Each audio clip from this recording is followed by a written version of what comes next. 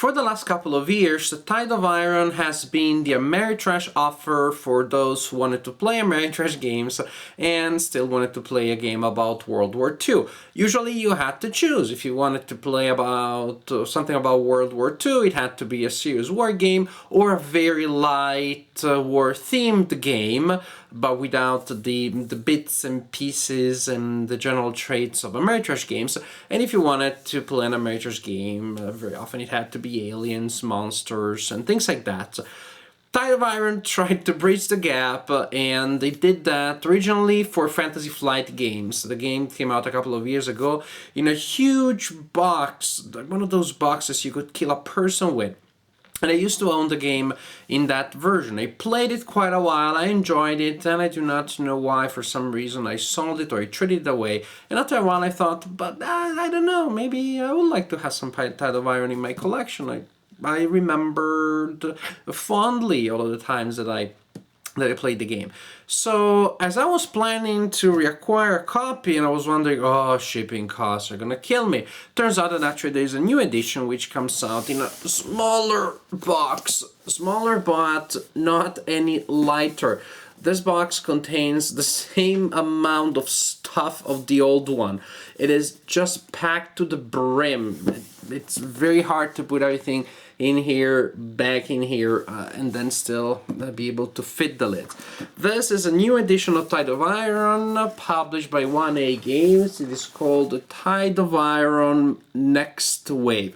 Really, the main difference here is the box. It is mainly a reprint.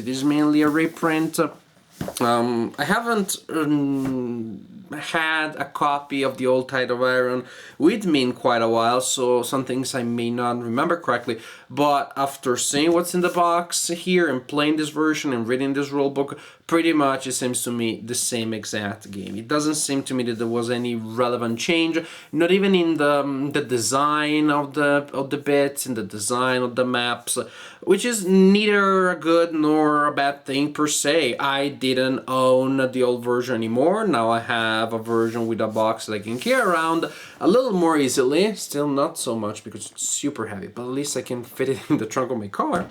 That one, barely.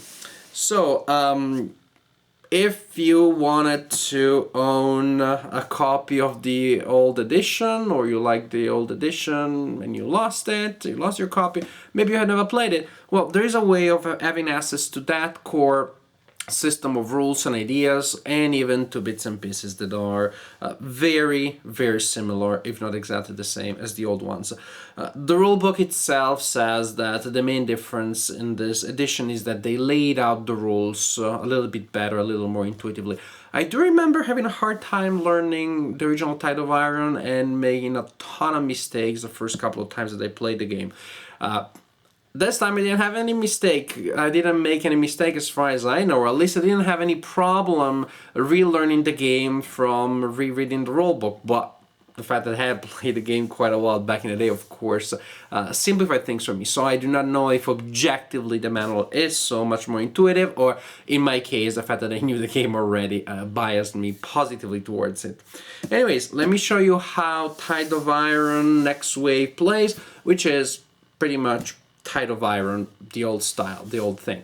Actually, so before we move on to the part where I share the game, this is basically my mini conclusion for those of you who are only interested in knowing, I have the old Tide of Iron, should I get the new one? Answer right here, probably not, because it is pretty much the same game. Now, let's talk about that game. The game is played on a mounted map, which you assemble by putting together smaller maps. There are 12 such maps in this set, and they're double-sided, so you have a good variety of options there, and the rulebook will tell you how to set up the map for the scenario that you have decided to play. Combat units are represented by plastic miniatures, so some combat units are vehicles, and these are simply represented by miniatures showing you the vehicle that you're using. And then infantry. Infantry is a little more interesting, a little more complicated. Infantry pieces go on these circular bases here, which have holes so that you can insert the plastic miniatures representing the infantry. Basically, it's toy soldiers. Let's face reality and call things the way they should be called. So you have a large number of plastic toy soldiers, which are a command dividing per type, like I've done here, and the scenario will tell you how many of each type you have. You may have regular soldiers, which are these soldiers here that are firing ahead, or at least pointing the rifle ahead. You have elite infantry, is keeping the rifle on the side, commanders with a... Oh, come on, commander, don't run away. Binocular, hope you can see it. So various types of toy soldiers also. You have machine gun groups and mortar groups. Where's the mortar? Here's the mortar. There we go. And mortar groups. So, based on the composition of units of each type of soldier that you find in the instructions, you prepare your units. Each base represents a squad, so you simply combine the soldiers to form the squads that you will use during the game. Which means that you can combine things in different ways. You may have a squad with a lot of elite soldiers and another one with a lot of regular soldiers. You can mix and match them. You can decide where you want to assign your commanders. But because of the miniatures that often kind of look a little bit the same, sometimes it can be hard at first glance to tell where the elite units are, which are the regular soldiers. And if you put the elite units in front, which you should, they're the elite front, and then the regular soldiers in the back, the regular soldiers kind of look like they're shooting the back of the head of the elite, which is not nice. So to avoid that funny looking situation, I usually place the regular soldiers facing 45 degrees. But this is pretty much how some infantry squads will look after you have assembled them. Great variety of options here, great range of options and possibility to customize your army. At the same time, this does make setup last quite a bit. Take into account that fact when you play the game. It will take a while before all of the squads are set up. A further way of customizing your units is by adding these markers here. These scenario instructions may give you a variety of such markers, and you place them on the basis of your squads, and these markers indicate special capabilities that the squad receives. For example, this is an engineer squad and has certain advantages. This one is an anti-tank squad. So this is what these little holders here in the back of the squad bases are for, to hold those markers. Now, a turn starts with the command phase, when players receive command points based on the control of specific objectives that they have on the board, and those command points can be spent mainly in two ways. One is to purchase initiative, so that is needed to decide who goes first, and another one is to use special cards, that is strategy cards, and there are various strategy cards that players receive during the game, and they have a specific command cost, so you have to pay command points to be able to use these abilities that come from the cards. Then you have the main part of the turn, which is when players act, when players activate their units. The scenario instructions will tell you how many activations per turn you have, or I should say how many actions you have. Which means when it is your turn, you can take that number of actions on your units, and then the opponent will take an equal number of actions, or in any case the number of actions indicated by the scenario instructions. Then you'll go back and perform more actions again, and so on and so forth. For example, if both sides have 3 actions, then this side takes 3 actions, then this side takes 3 actions, and so on and so forth until all possible units have taken all actions, and at that point the round is over and you start the next one. When a unit performs an action, usually you mark it with a fatigued marker to indicate that the unit cannot take another action for that turn until all units have taken actions. Now, there is a list of possible actions that players can choose from, and the list is summarized on the player aid, very useful player aid. The most simple and basic is to advance. You can order a unit by spending an action to advance, that is, to move up to its full movement allowance. The player aid also will tell you the movement value of each unit. For example, infantry has a movement value of 4, vehicles have different movement values. There's the one for infantry. So you simply move the unit that you ordered to advance on from X to X, spending movement points, and different types of terrain will cost different amounts of points. You can choose to order a unit to perform concentrated fire, in which case the unit fires against an enemy at its full firepower. Fire movement, the unit may move and fire, or fire and then move, not move, fire, move, and or penalties if you decide to do so. Movement is reduced and firepower also is reduced, but as you can imagine, it is a pretty powerful option. You can choose to fatigue a unit. You simply put a marker there because you have to take your actions. So if there's nothing else good to do, you can simply place a fatigue unit marker there, which you would put at the end of these other actions anyways. Pretty much that means that you're passing with that action and with that unit. You may prepare for up fire, which is you place an opportunity fire marker by the unit that you decide to place in up fire mode, and that unit right now is not doing anything, but it simply means that the unit can now fire at moving enemy units that are moving in the line of sight of the unit is in up fire. So that unit may be able to fire out of turn as the opponent is resolving an action with one of their units. Assault is a special type of combat. We'll talk about this later. It pretty much is a brutal form of close quarter combat that you can perform against enemy units that are in adjacent hexes from the unit that you're using to attack, and it can be pretty brutal, but if you are successful, you as an attacker you can take control of the area, so you can push away the enemies that are defending. It is useful if you're trying to take control of an X, otherwise it can be pretty dangerous. You can choose to activate a strategy card if you have enough movement points, and then there may be special actions that are made available by strategy cards, as it says here, or simply by specialization tokens or by scenario instructions. So it's pretty basic, as you can see. Pretty much the main options are move, fire, move and fire, or up fire, or go in up mode and then resolve up fire whenever. Now let's talk about resolving combat. So let's suppose that this unit here is firing against that unit. When you resolve combat, you grab a number of black dice, which is equal to the firepower of the unit. It's pretty simple.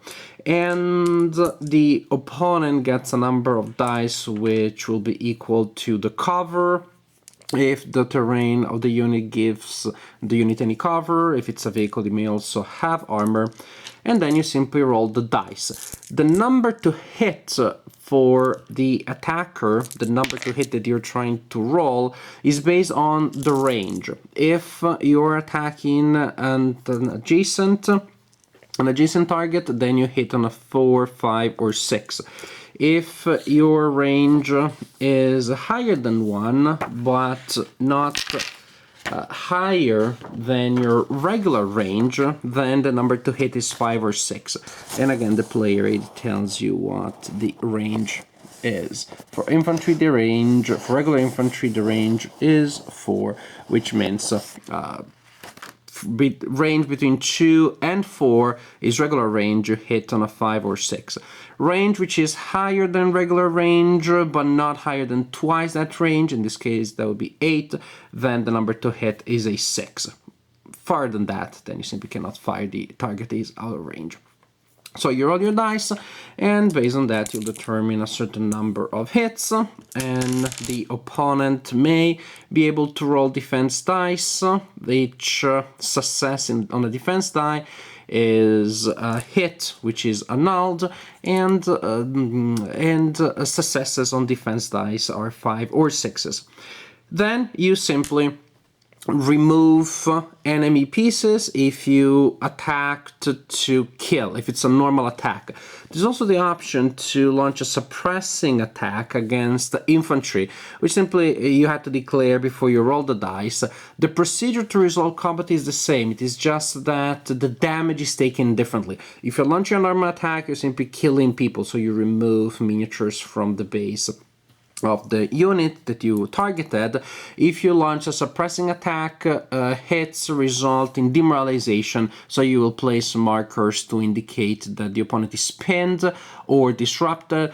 Pinned units cannot act, disrupted units also cannot act, come to think of that, but that happens for longer because a disrupted unit has to become pinned before then it can also remove the pin marker. So it takes 2 actions, it takes longer to remove the disruption status.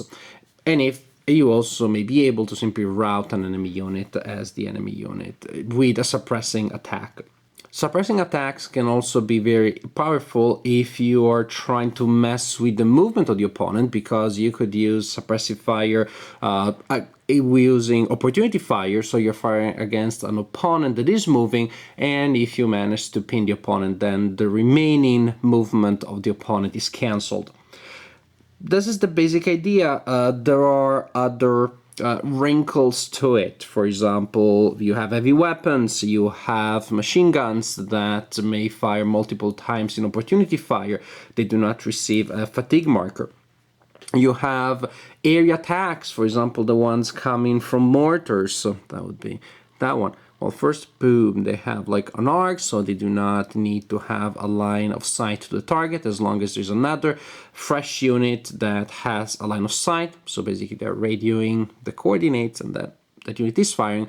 Also, mortar, on top of having this different trajectory, is an air attack, which means if there are multiple units in the target X, you roll for attack once regularly, but then each unit is potentially hit. Each unit has to roll defense independently and has to suffer the effects of the area attack. You can also coordinate fire, that is, use fire from multiple units at the same time. You can do that in opportunity fire and in concentrated fire. It simply means that you use fresh units that can fire on the target, and you declare which one is the main unit that is firing, and that unit fires at full firepower, contributing the corresponding number of dice, and then other units will also contribute dice to the dice pool, but it will do that we add half of their firepower rounded up. So one unit, full firepower, all the supporting units, half of their firepower, but still the overall firepower can be pretty intense. I mentioned assaults earlier. Assaults are launched against adjacent enemy units. You can declare an assault, and also you can use other units of yours to support that assault. The advantage for the attacker is that the attacker can use support. The advantage for the defender is that the defender can use cover and the attacker cannot. Because, differently from normal fire attacks, in an assault, both players get to roll against the opponent. Basically, you're resolving an attack from the attacker, taking into account possible support, and you may reduce the number of hits by the defense value. If the opponent has cover that the opponent can use, you count the number of hits that were inflicted in that normal attack, then the defender gets to fire back. Still at full firepower because the two attacks are resolved one after the other, but they're considered simultaneous for game purposes. So the defender gets to fire against the attacker and gets to fire without any cover for the attacker. At that point, you compare the number of hits that the two sides have inflicted on one another. If the number of hits inflicted by the attacker is higher than that inflicted by the defender, then the attacker wins a confrontation, the defender takes casualties and has to retreat, and the attacker can advance. I mainly talked about infantry in this video, but of course you also have vehicles, which have slightly different rules, but not terribly different really. Attack and defense is the same idea, it's just the vehicles have more armor. The infantry is particularly ineffective against them unless infantry is well equipped, like if the infantry has special specializations. Pretty much the same idea. It's just assigning damage is different for infantry than it is for vehicles, because vehicles take degrees of damage. So a certain amount of damage will make the vehicle lightly damaged, then that may go to heavy damaged up to the point in which the vehicle may be altogether immobilized. But other than that, it's pretty much the same idea. So, you play turn after turn, activating your units, performing your crazy stuff, figuring out good synergies of actions, and you continue like this turn after turn until the scenario is over, in case there is a limited amount of turns to be played, or simply until one of the players has fulfilled the requirements of the scenario, the victory conditions of the scenario, because this is a game based on scenarios. In a nutshell, my conclusions may be that Tide of Iron is a fun game with a lot of tactical options, with a nice narrative and a nice flow and pace, but with very unfriendly logistics. And because of this, sometimes the game can be a little polarizing. People like it a lot, or like it quite a bit, or simply dislike it. I don't know which side should I start with. Maybe the positive side. What I showed you is really just a small part, a small sample of the things that can happen here. Not so much because there are a lot of options that I did not cover, but simply because you have to play the game to see how the different parts of your forces can interact and how they have to overcome challenges that come from terrain, from the way the opponent uses terrain. It feels pretty thematic in a Ameritrash kind of way. It doesn't necessarily feel much like you are actually fighting there in the battlefields of World War II, but it does have a Hollywood movie distinct feel to it.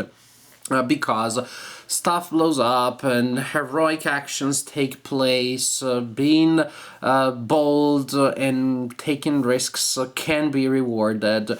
And again, there's a very organic feel. There are things actually I didn't mention that you can do. For example, you can transport your units on transports, so you spend movement points to put an infantry unit on a transport vehicle, then the vehicle moves, you unload the unit and you use that to attack, unless somebody blows up the vehicle as the vehicle is going. There is off-map artillery, which is something that I like very much, and you have to calculate the drift.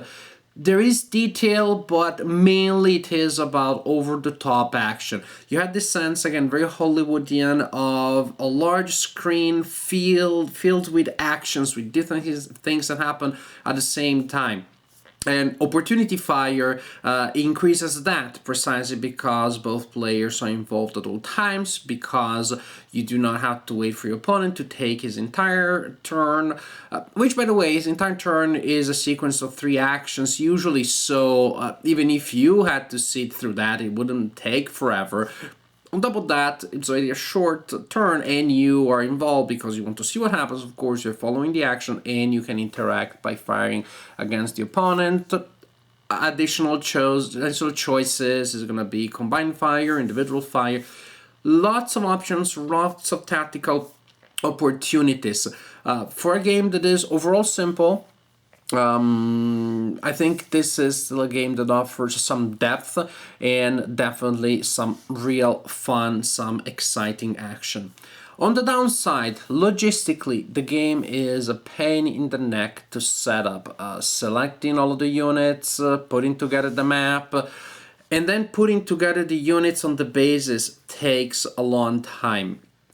You're excited, you're inviting a friend over, and you set up the game, then simply getting all of the pieces out and putting together all of the squads takes forever.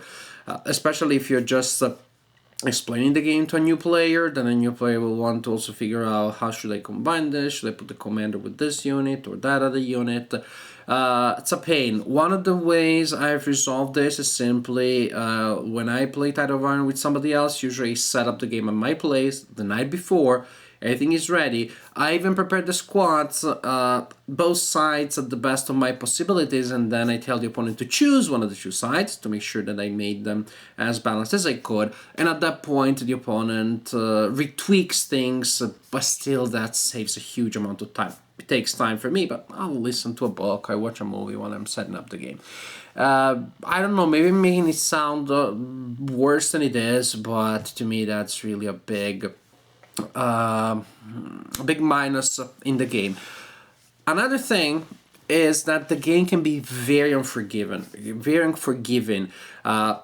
An unlucky die roll, a mistake that an opponent does can spell doom for one of the sides. I don't mind it thematically. I think if you have concentrated firepower in an area, you place a lot of machine guns in an area, that's your strong point, and then that is hammered by mortars and that is destroyed. Probably it was a mistake that you made to start with, to concentrate so much power in a single area where it could be taken out easily. But it's a mistake that could be made. And if a mistake of some magnitude is made earlier on, especially if that is supported by lucky die rolls, then one of the two sides is going to be out of the game. Sometimes it's obvious, sometimes one of the two sides will try to still come back, which simply means that the player is going through a slow and painful process of being systematically, methodically bashed by the opponent. It's not that fun. So if it took you a long time to set up the game, and then because of some bad die rolls and maybe a bad move from one of the two sides, the game is over in 15-20 minutes, that is way underwhelming. And it's not like, oh well, in 2 minutes we're going to set it up and play it again, because then to set up everything may still take a while. You reposition your units, etc., etc. You prepare the decks of cards.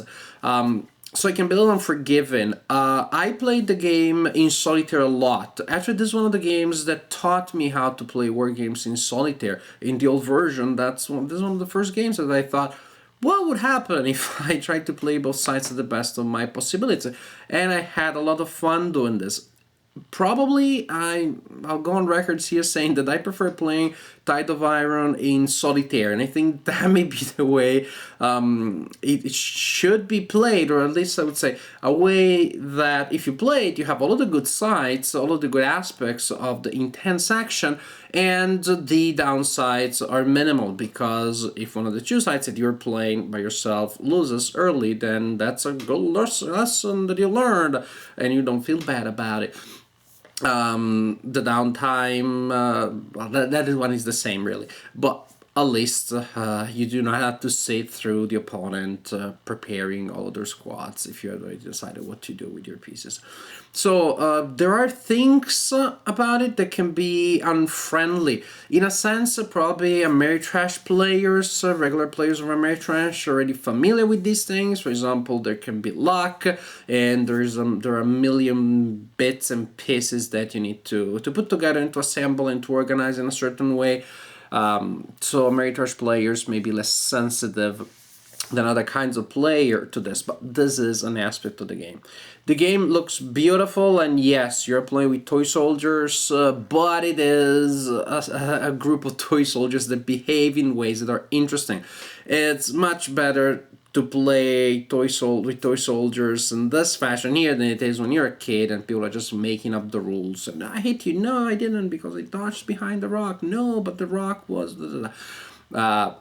It's Toy Soldiers done right. Toy Soldiers for adults with an interesting narrative, with intense moments, with over-the-top actions at times, but in any case with a flow action that is always pretty fun to follow. So, good game overall. Not for everybody, probably not for all situations. I hope you enjoyed my discussion of Tide of Iron, the next wave. If you have the old one, I think you're fine with that one. I don't really think that you need this one. Otherwise, I hope that this video gave you enough information to help you decide whether or not this is a game for you.